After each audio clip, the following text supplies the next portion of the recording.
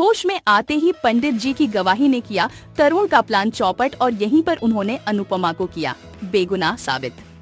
दोस्तों, सीरियल अनुपमा के upcoming track में दिखाया जाएगा कि जैसे ही पंडित जी होश में आते हैं, वे साफ साफ बताते हैं कि अनुपमा निर्दोष है।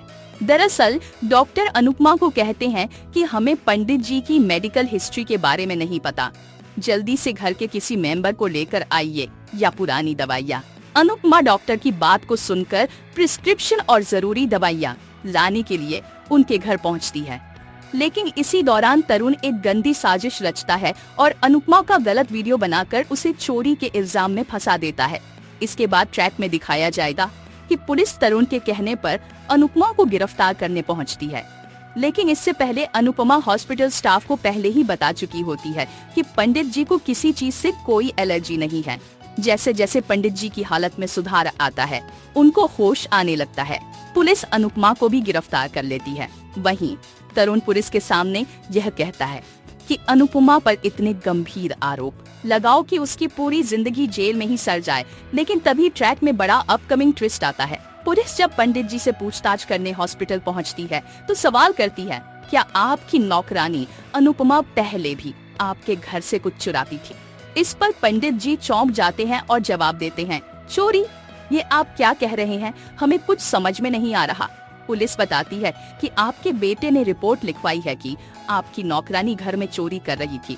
उनके पास एक वीडियो है जिसमें अनुपमा पंडित जी के घर से सामान को उठाती नजर आ रही है। इस पर पंडित जी साफ साफ कहते हैं, सब झूठ है। हमने ही अनुपमा से कहा था कि वे घर जाकर हमारा जरूरी सामान ले आएं। यहीं पर डॉक्टर भी पंडित जी को याद दिलाते हैं, अगर आज आप जिंदा हैं तो सिर्फ अनुपमा जी की वजह से। उन्होंने आपको समय पर हॉस्पिटल पहुंचाया, यहाँ तक कि जब उनके पैर से खून बह रहा था तब भी उन्होंने आपकी जान बचाई। इस सब के बाद पंडित जी पुलिस से गुजारिश करते हैं और एक बड़ा खुलासा भी, अनुपमा को हमने ही कहा था घर जाने को, वो हमारे कहने पर गई थी। अगर कोई उसे दोषी ठहरा रहा है तो हम उसके खिलाफ गवाही देने को तैयार हैं।